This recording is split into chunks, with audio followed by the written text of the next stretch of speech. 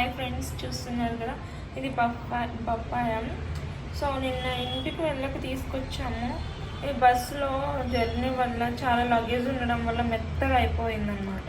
లోపల గుజ్జంతా తీసి తినేసాను. సో ఇంకా చాలా నలిగిపోయింది, నా పొట్ట నిండిపోయిందని సగం వదిలేశాను. సో ఆ పీస్ ఏమో పక్కింటి వాళ్ళకి ఇచ్చేసాము.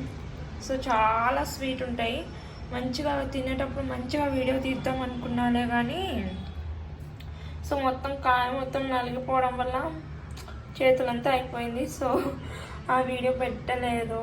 ఓకేనా, ఇగో ఈ గుజ్జు మంచిగా బాడీకి యూజ్ చేయవచ్చు అంట, మాయిశ్చరైజర్ లాగా ఉంటుంది.